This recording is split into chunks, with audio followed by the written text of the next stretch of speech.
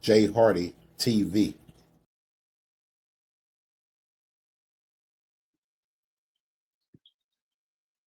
Place just a few hours ago right here at Redwood Road 700 North here at a Church of Jesus Christ of Latter-day Saints meeting house. There's a funeral that was taking place there. We know 2 people are dead, 3 are in critical condition. You got 3 others who have been injured and taken to the hospital. That's where things stand right now. As far as the shooter or shooters, we don't know who they are. Police are actively searching for them, and they're taking tips. They're looking at surveillance video. They're doing everything they can to try and find out.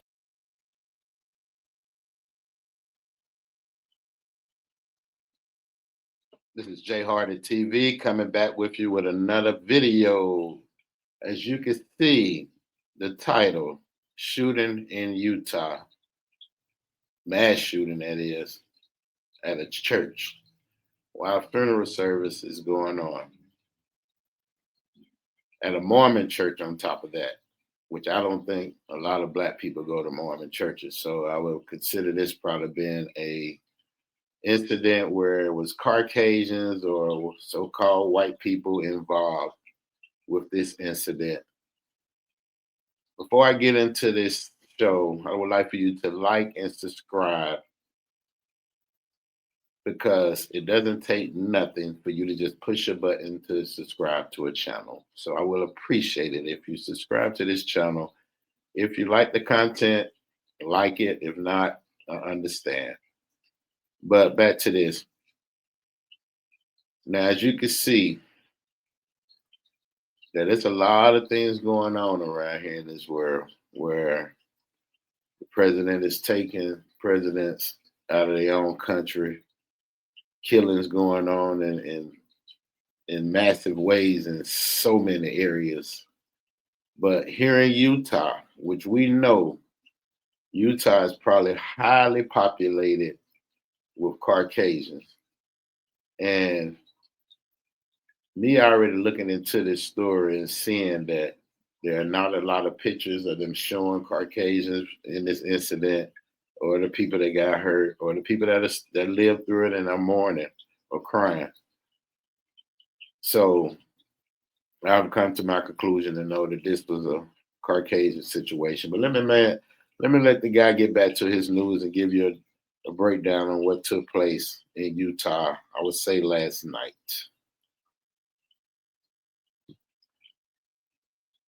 Who did this, track them down, and take them into custody. We're going to head over to Garna Mejia right now. And Garna, you are on scene. You're just outside the church where this all played out. And you spoke to a number of people. What they have to say? Yeah, you know what, Mike, as we've been watching this scene unfold, shock, concern, grief to think that something would happen at what should be a very sacred moment with a funeral. What we're hearing from witnesses, those inside the meeting house, those next door, was that multiple shots rang out in the back parking lot area. That's where we see the majority of police activity at this time. What I can show you here is the front of this meeting house where people continue to trickle out. You know, there's a couple here walking out, just 2 mourners that were allowed to leave the meeting house. And this is the pattern that we have seen throughout this evening as police are able to release those that were inside, sheltering in place as they processed this deadly shooting in the back parking lot area. Let's listen to what some people told us. We just heard maybe 4 or 5 gunshots, and we just stopped and looked at each other and we're like, that doesn't sound like fireworks. It doesn't sound like any construction. Like, that's concerning. Pulled up the camera, and then about 3 more got off, shots got off, and then he opened the door and heard crying, screaming, wailing, and he's like, something's going on over at that church over there. We need to go look. And when we got over, it. Now, what could have took place at a funeral where people have to lose their lives in the midst of mourning? What could that argument been about? It's crazy. Because now you have 2 people that's dead, which were attending a funeral. Now they have someone that's going to be attending their funeral. And 8 others are injured, not knowing if they may make it or not, or what. But This is such a senseless act, very senseless. And my heart and prayers go out to these families.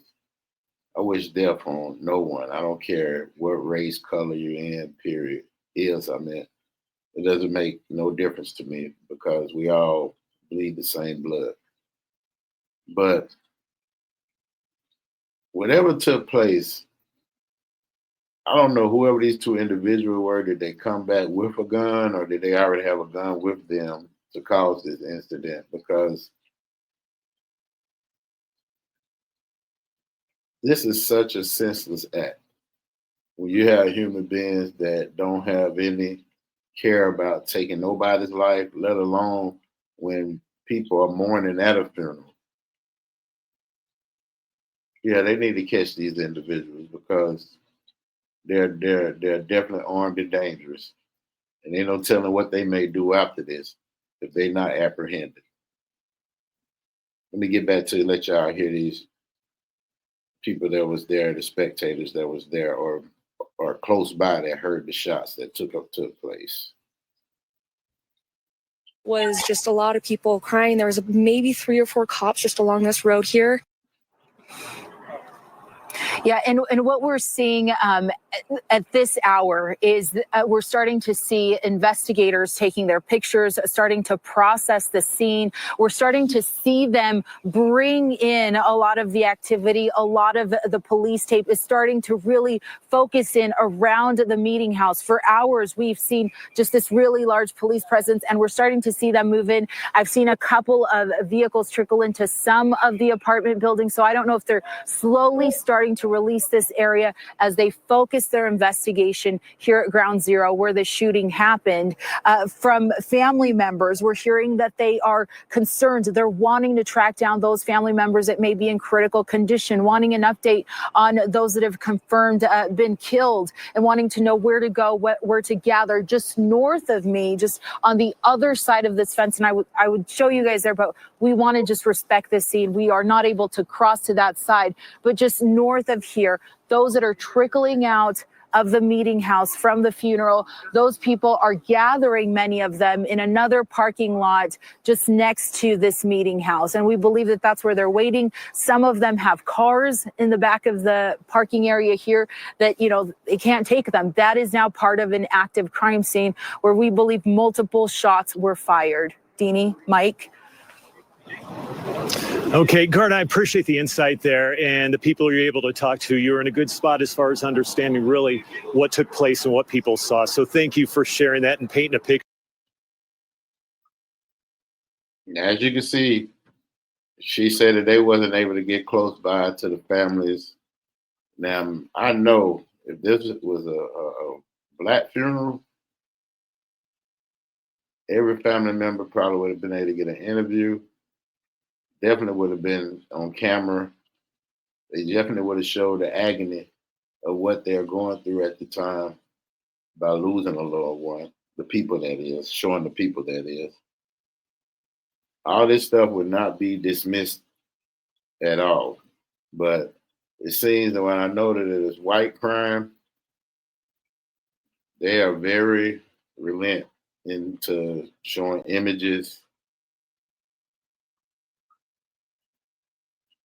which I'm pretty sure they probably know the people now by now, suspects, because I don't think this was probably something just, I don't know. You know, you don't know. You have these young white Caucasian kids that's out here playing these PlayStation games and you know, acting out what they play in these games and trying and really bringing it into reality. And they're able to go buy these firearms at a younger age now. I mean, high power rifles that they don't need at this time, period. But your government allowed the changes where they allow young men at 16, 17 be able to go into a gun store and get a gun for what? Don't make sense, because see what comes out of what just occurred in Utah at a church that is, where our funeral session was going on at the same time. But I'm gonna let my man get back to finishing his story, and then I'm gonna get back with you all. We'll break. We'll be out soon as.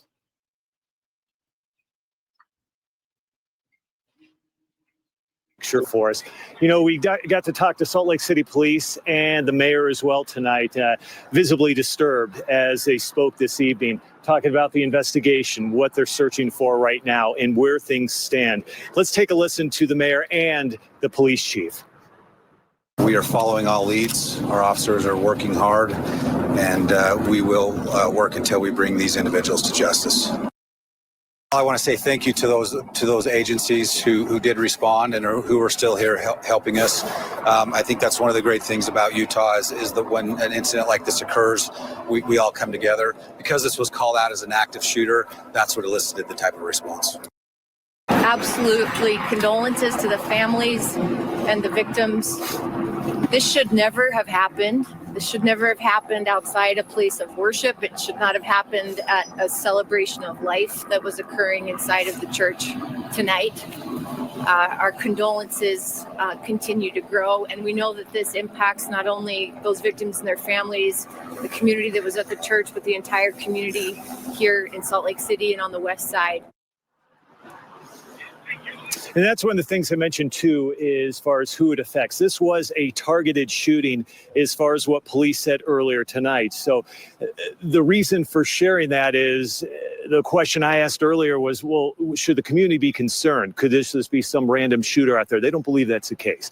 They believe it's a targeted shooter and or shooters going after whatever the argument was, whatever led up to it. And so as far as the safety of people, they said, well, be aware because there's still someone out there who shot and killed people. So the community needs to be aware of that. But as far as going after anyone randomly, they don't believe that would be the case. Police presence here, Deanie, is still really, really big, and it will be throughout the rest of the night. There's going to be another media conference here probably within the next couple of hours. We'll be here for that and give you the latest information. With that, we'll send it back to you. All right.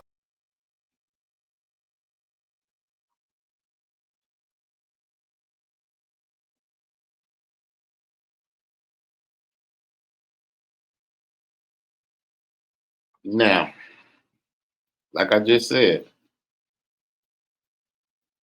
the police said that this is not a random shooter. So I'm pretty sure these individuals are going to be pointed out. And they may have someone in custody within a day or two. Because if someone got into an argument, 9 times out of 10, that person knows who they got into an argument with. Still at a funeral.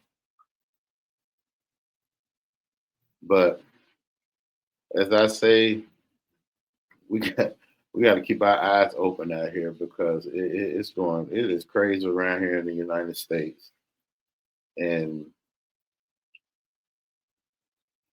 I'm pretty sure this may not be the last incident because I thought incidents that happened like this probably 10 years ago was probably the last one, but there's been many after.